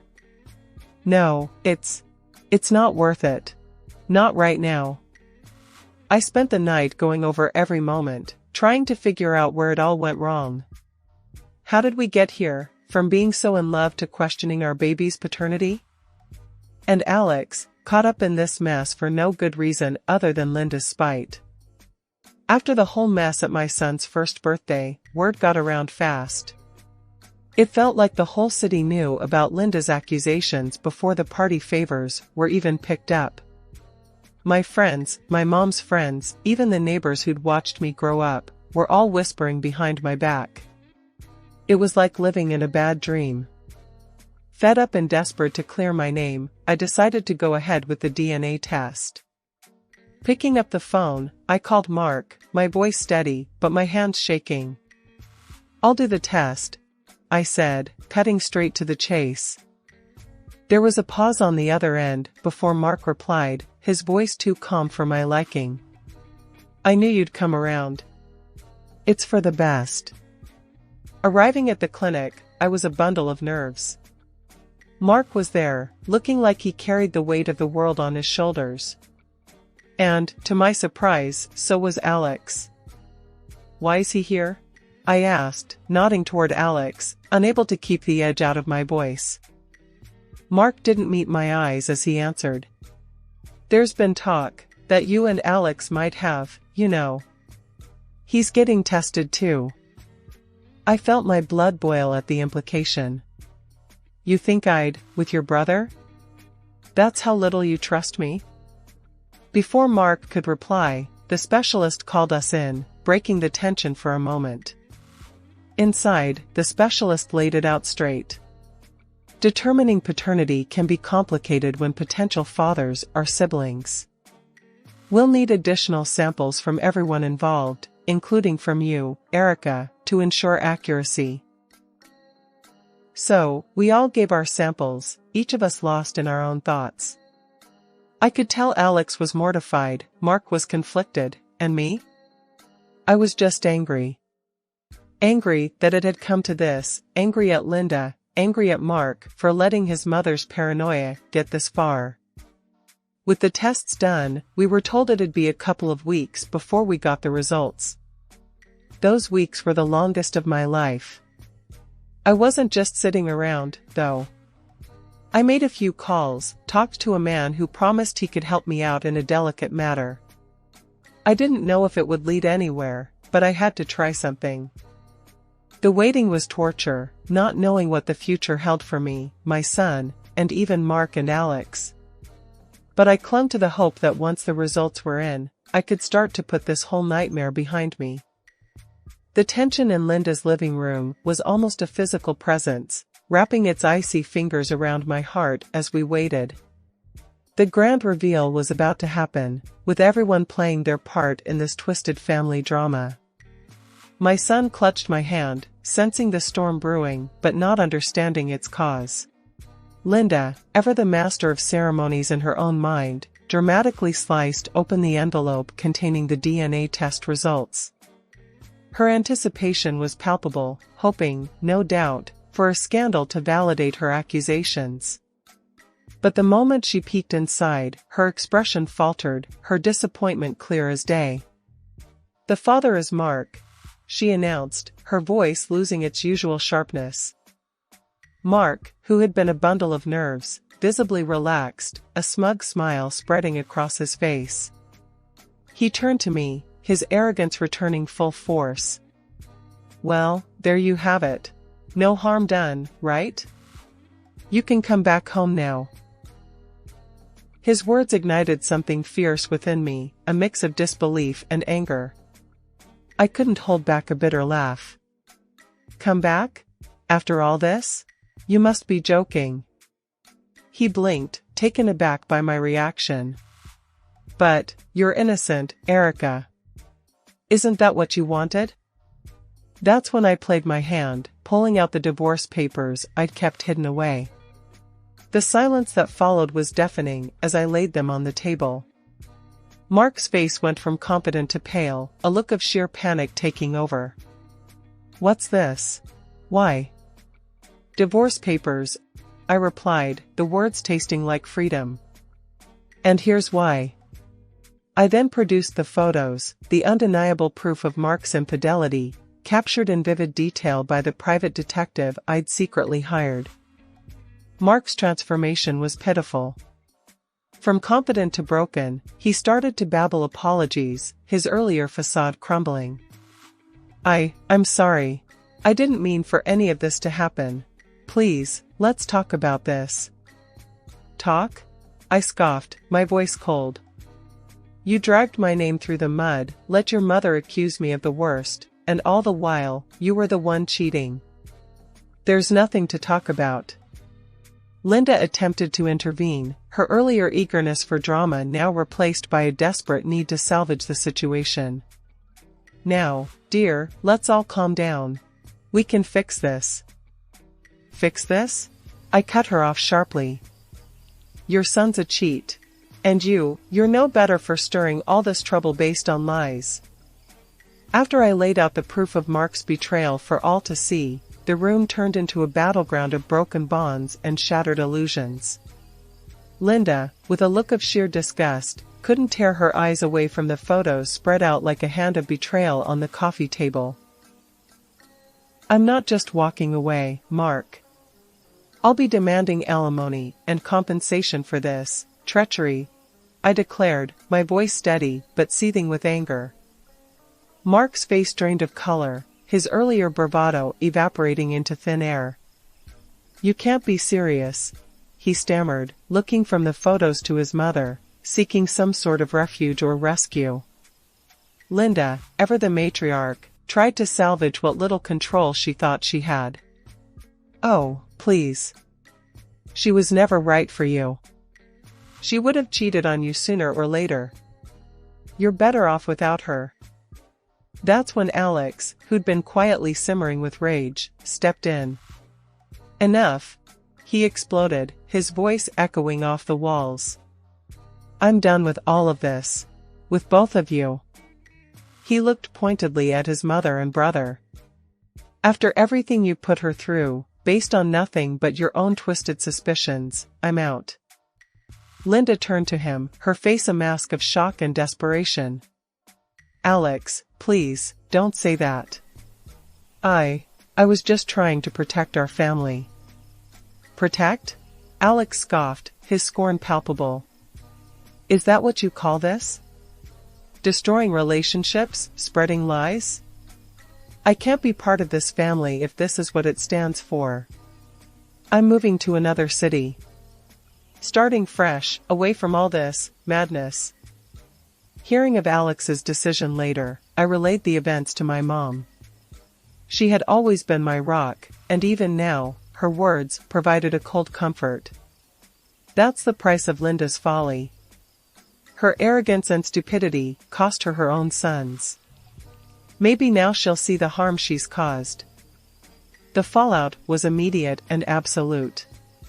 Alex followed through on his promise, moving away and cutting ties. Mark was left to deal with the consequences of his actions, his mother's manipulations laying the foundation for a chasm too wide to bridge between them. Life after the dust settled was different. Not easier, but clearer, like I was seeing everything for the first time again. My mom and I had many long talks about it all, sitting on her old, comfy sofa with cups of tea that always seemed to go cold before we finished them. Mom, I started one evening, the sky outside painting a picture of calm I didn't quite feel inside. Do you think I made the right choice? With everything, the divorce, standing up to Linda and Mark like that? My mom set her cup down, turning to look at me with those wise eyes that had seen more of life than I ever wished to. Darling, you did what you had to do. You stood up for yourself, for your dignity. That's more important than staying in a marriage that was built on distrust. The biggest change, besides the obvious, was in Alex. He'd moved to another city, cutting ties with his family. He called me once, just before he left. I can't stay here, not after everything. I need to start fresh, somewhere where every corner doesn't remind me of all this. I understood. You'll always have a friend in me, Alex. You were the only one who really saw me through all this mess. He chuckled, a sound that held a shadow of our shared troubles. And you, me. Take care of yourself, all right? After hanging up, I couldn't help but feel a pang of loss. Not just for the relationship I thought I had with Mark, but for the family I thought I was part of. Months passed, and life found a new rhythm. My blog started picking up more traction, becoming a space where I could share not just tips on fitness and health, but also personal stories of resilience and starting over. It resonated with people, more than I expected. As I was settling into this new chapter of my life, finding solace in the routine I'd built for me and my boy, my phone rang out of the blue one afternoon. The screen flashed a name I hadn't seen in a while, Linda. My initial instinct was to ignore it, let it go to voicemail, but something, maybe curiosity or maybe just a desire to finally put it all to bed, made me answer. Hello? Her voice came through, shaky and laced with something that sounded like regret. Erica, I was wondering, could I see him? My grandson? The audacity of her request after everything that had happened stopped me cold. For a moment, I was back in that living room, feeling the weight of her accusations all over again. You've got some nerve, Linda, I said, my voice steady but firm. After all the hell you put us through, now you want to play grandma? You didn't even want to see him in him before. She started to cry, mumbling apologies between sobs, trying to explain herself, but I wasn't having any of it. Save your tears, Linda. It's too late for sorries now. But please, I just want to make things right, she pleaded, desperation creeping into her voice. I sighed, a deep, weary sigh. You should have thought of that before. You made your bed. Now, you get to lie in it. Alone. Without waiting for her response, I hung up, the finality of the click echoing through me. It was harsh, maybe, but necessary. A line had been drawn, and for the first time in a long while, I felt like I was the one in control of where it went. Looking at my son, now a little older and wiser beyond his years, I knew we were going to be okay. We had each other, and a future that was ours to shape.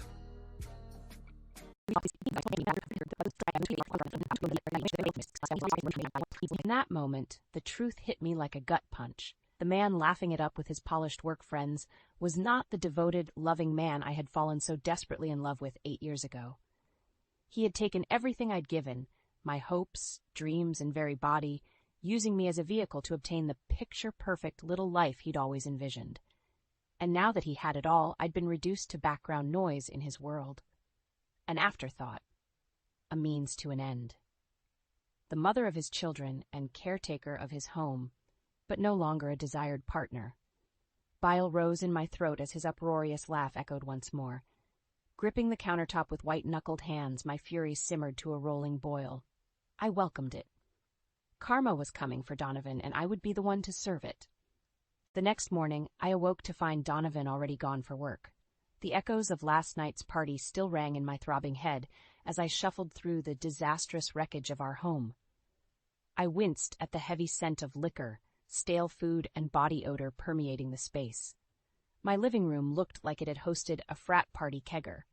As I begrudgingly tackled the monumental cleanup, bitterness stewed within me. Donovan's absence this morning was no surprise, but it stung nonetheless. Once again, I was left alone to deal with the aftermath of his careless selfishness. The shrill cries of the twins broke through my gloomy thoughts. As I nursed them and prepared breakfast, I made a decision. I couldn't do this anymore. Something had to change. Over the next few days, I mulled over my options during rare, quiet moments.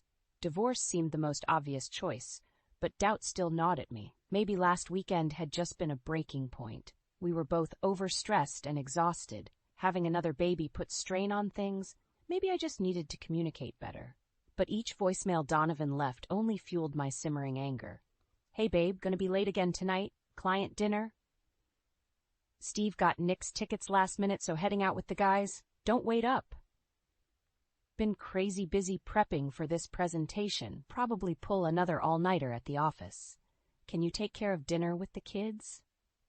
Meanwhile, I was supposed to keep functioning as his perfect homemaker, despite severe late-term pregnancy complications and debilitating sciatica. My doctor said I needed rest, but with Donovan AWOL, I had no choice but to push through the agonizing pain while chasing after rowdy toddlers. Resentment festered with each abandoned responsibility and thoughtless request. I decided to stop covering for Donovan's selfishness. Let him deal with the chaos when he got home from having drinks with his buddies. See how he handled the shrieking twins refusing dinner or bath time, how he liked finding me passed out from exhaustion instead of a hot meal waiting for him. One night, Donovan actually came home early, before the kids' bedtime for once. I expected him to jump in and help. Instead, he flung himself dramatically onto the couch, letting out a weighted sigh. "Rough day, babe," he grumbled. "Make me a drink?"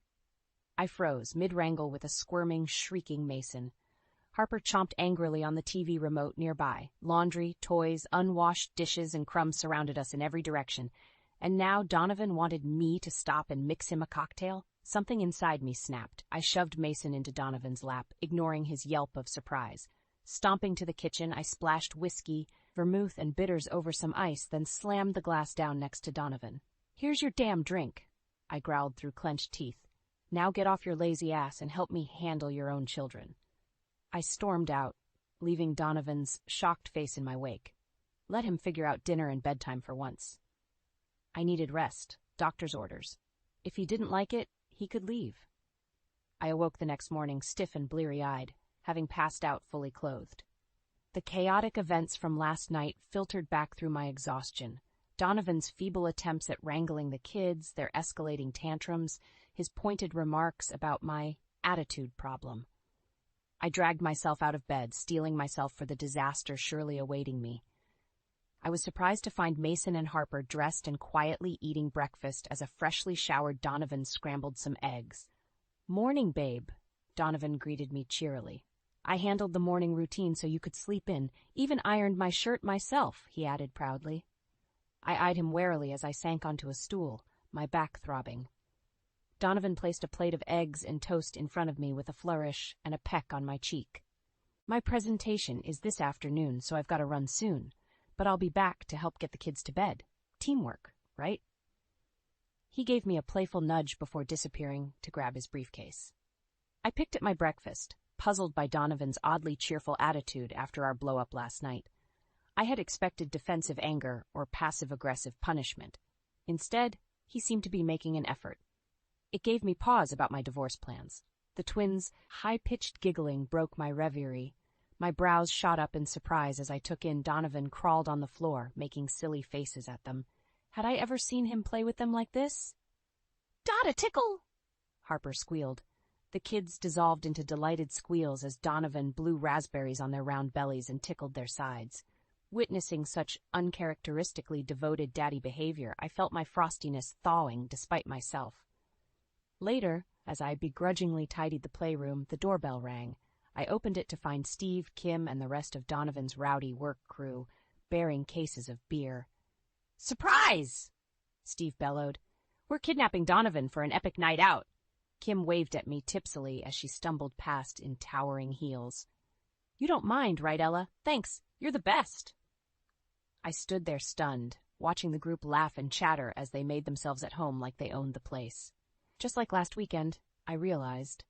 Rage reignited within me, boiling hotter as Donovan came bounding down the stairs, playfully shoving Steve. "Dude, I can't go out tonight," he protested with an exaggerated pout. "I promised wifey I'd help with the kids." My mouth fell open in shock.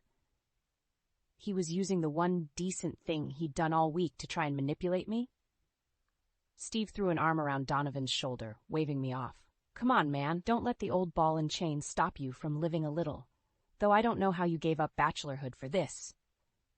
He gestured disdainfully around at our modest, toy-strewn home. The group laughed uproariously. Even Donovan cracked an uneasy smile.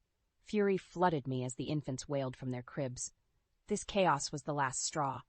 I stepped forward, jabbing a finger at Donovan's chest. "Get them out!" "Babe," he began cajolingly. A strange pressure gripped my swollen belly. I gasped as water gushed down my legs, puddling on the floor. For a long, terrible moment, we all stared at the spreading pool. Then panic erupted. Donovan shouted orders to his stunned friends to grab towels, call an ambulance. Chaos swirled around me as contractions hit like a sledgehammer. I sank to my knees, engulfed in agony. And suddenly, Donovan crouched beside me, gripping my shoulder, his eyes wide. "I'm here, babe. I got you," he soothed. But all I could see was the terror in his eyes. Terrified of supporting the life he helped create. Terrified of sacrifice. Terrified of missing his big boy's night out. In that moment, I knew this baby and I were utterly alone. But we didn't need Donovan anymore. I shrugged off his hand from my shoulder, bracing myself for the long, difficult road ahead.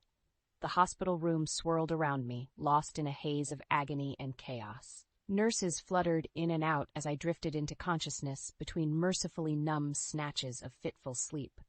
The fragments I grasped through the fog were jarring in their injustice. Donovan mixing cocktails for his buddies in the corner, their raucous laughter grating against my anguished cries. Donovan checking sports scores on his phone instead of holding my hand. The doctor admonishing him to pay attention as I weakly pushed our new daughter into the world.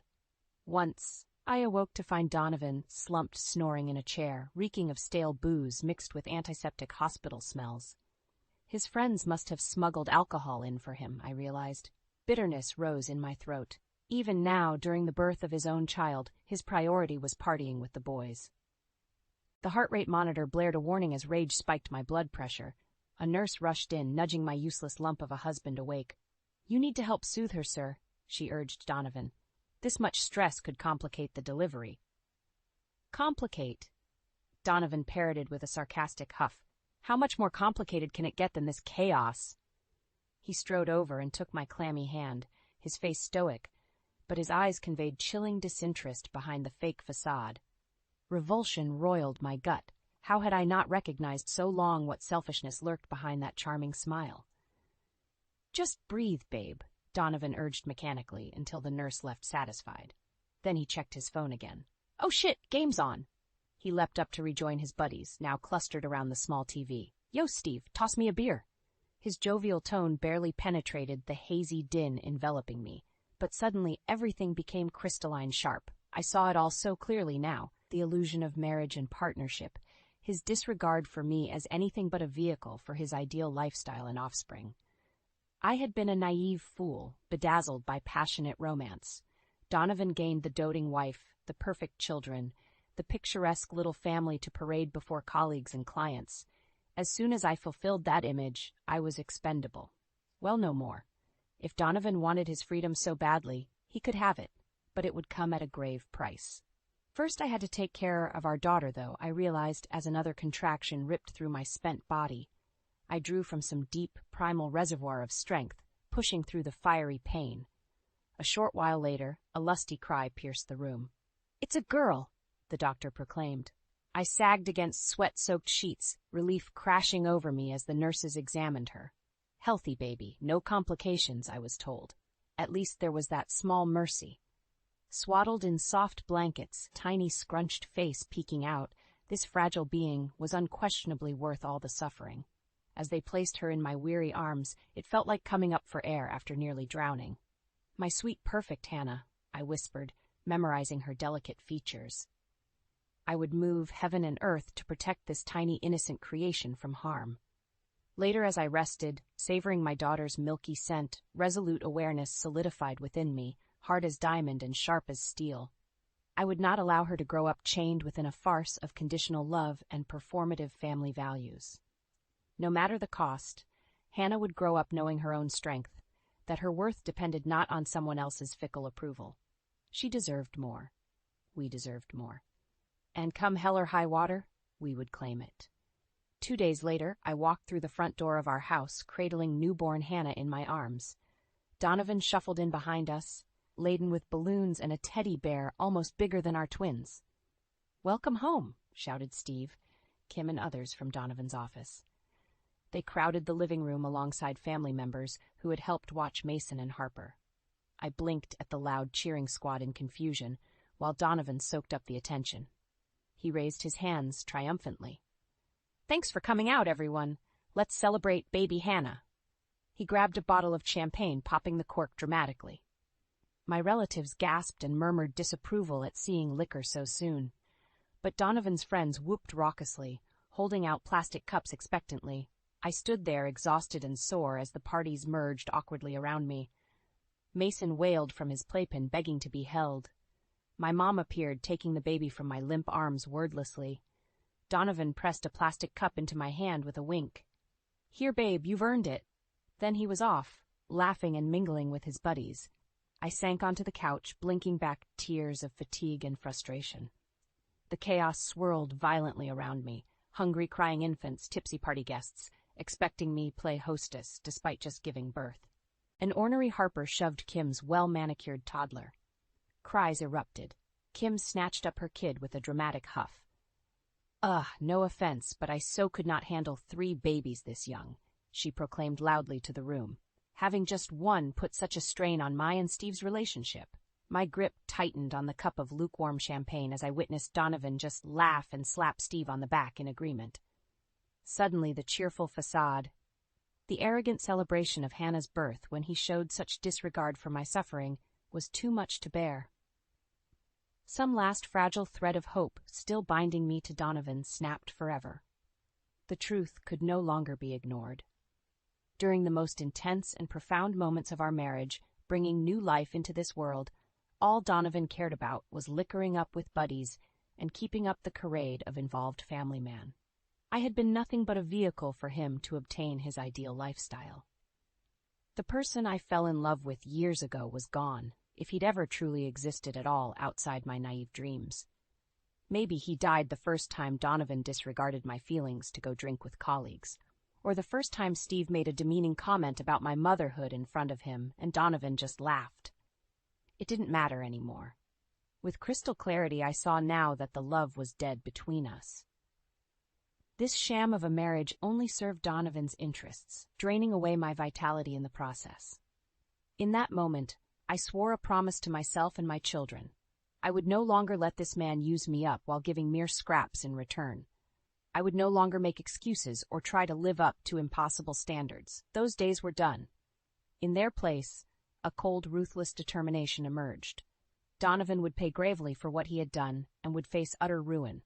Call it karma, call it vengeance. The right labels didn't matter.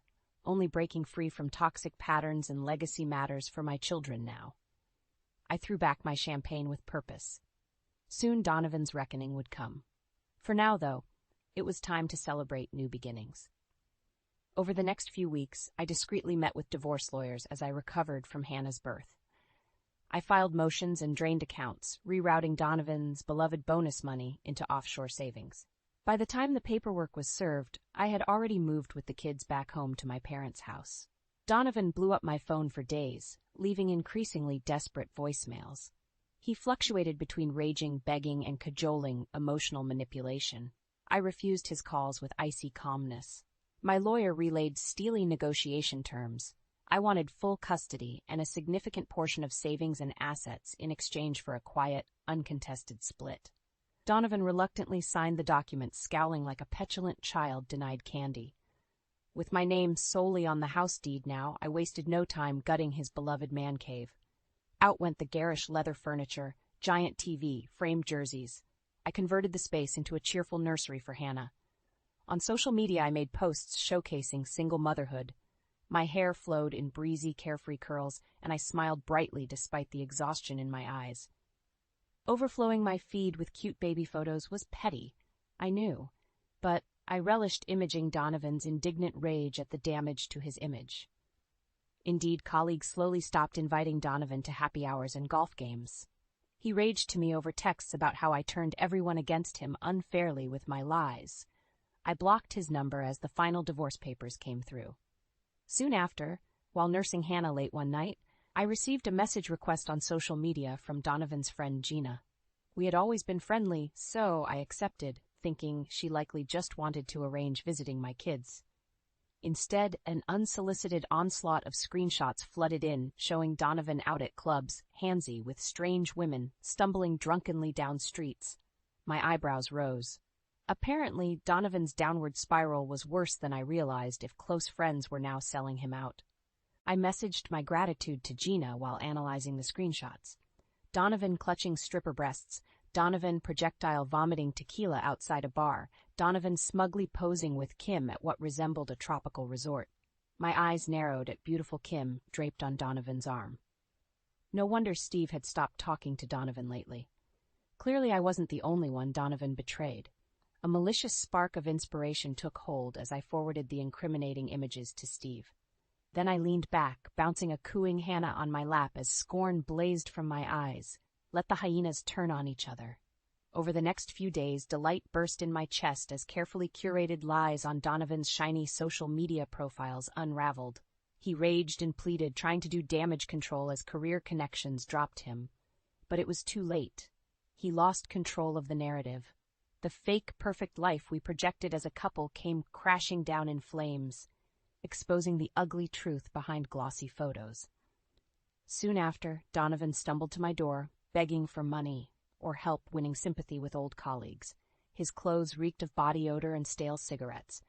Clearly, the boyish charm and last vestiges of cunning manipulation had eroded away, exposing his true mediocre nature unfairly disguised by my efforts for so long. The sight filled me with righteous satisfaction. I had broken the illusion of Donovan's inflated ego and privilege he always took for granted.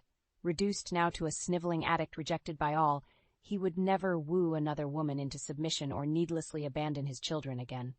I smiled serenely, savoring the sinking orange sunset like the closing of a final chapter. Goodbye, Donovan, and good luck rebuilding from scratch. Then I gently shut the door on his sputtering disbelief. Tonight, my dreams would be sweet. I bounce baby Hannah on my hip as we play at the park, golden afternoon light filtering through the trees. My twins race giggling across grass still jewel-bright from last night's rain. Other mothers chat nearby, exchanging bits of gossip and advice. My lips quirk up unconsciously. After years adrift in lonely isolation, I'm still getting used to having a community again. A particularly strong gust of wind escapes my grip on Hannah's hat. We both watch it tumble away, coming to rest near a hunched figure perched on a far bench. As I approach, reluctant slowing my steps, the hat's proximity makes the man's face unavoidably clear. My steps halt altogether. Donovan looks diminished, shoulders slumped, wrinkled clothes hanging off a gaunt frame. His hair lies lank and unwashed. Behind neglected stubble, the confident spark in his eyes seems extinguished. I hover awkwardly, reluctant to move closer but not wanting to abandon Hannah's favorite hat either. Donovan spares me further debate by shuffling over himself. Close up, his decline seems even more dramatic. Here, Donovan mumbles, passing me the hat without meeting my eyes. His bloodshot gaze fixes instead on the kids still playing nearby. Something wistful and sad shifts across his face. I take the hat with murmured thanks, pausing as indecision wars within me. The old anger still simmers below the surface, but outright vengeance has lost some sharpness now with the passage of time. Witnessing the depths of Donovan's downfall firsthand makes me reluctant to twist the knife further. How? I pause, reconsidering the wisdom of opening dialogue. But curiosity gets the better of me. How have you been holding up? Donovan barks out a harsh laugh. How do you think? Jobless, carless, half my old friends won't talk to me, lost the house? His shoulders slump further. Been crashing on Steve's couch mostly when he lets me. I wince internally, imagining that tense arrangement. An awkward beat passes before Donovan speaks up again. I'm getting help, though, for the drinking stuff, and trying to be better about budgets and priorities and crap. He kicks at a rock, not meeting my gaze. Not that it matters much now to you, I know, he adds in a bitter mumble. I shift my weight between feet, conflicted emotions swirling. I want to gloat at this proof of karma swinging back at Donovan tenfold. Want to walk away with head held high, confident I alone emerge the victor in this conflict. But resentment brewed long enough turns poisonous for the vessel holding it too. I know harboring old grudges or seeking petty vengeance any further won't add value to my life now. Besides, oblivious toddler giggles serve as reminder of what truly matters. Breaking dysfunctional patterns so my children have an example of maturely overcoming hardship. What good would wallowing in the past or attacking Donovan now do compared to focusing energy on my baby's future? I heave a weighted sigh, feeling some deep, unnameable tension start to uncoil within me. Perhaps enough wrath has been spent on all sides of this equation. Well, I wish you the best moving forward too, Donovan, I say quietly, and realize I mean it. Truly. Donovan's gaze jerks to mine, eyes wide with surprise that swiftly shifts to dawning, cautious relief. The faintest ghost of his past easy grin teases his mouth. I offer a delicate smile in return. It feels rusty from disuse, but also hints at lightness picking through clouds. A new horizon unfolding gently before me, full of possibility and grace. From across the grass, Harper's delighted shrieks float over as she chases her brother, golden curls and little bowed legs pumping. My heart squeezes, grateful they remain untouched by lingering shadows. Meeting Donovan's gaze again wordlessly, bittersweet sorrow and wonder pass between us over these small beings we brought into existence together. For their sake, most of all, I'm ready to leave residual bitterness buried in the past where it belongs. Life is too short and beautiful. With a nod goodbye, I gather my babbling daughter close and walk into the warm honey glow of new beginnings.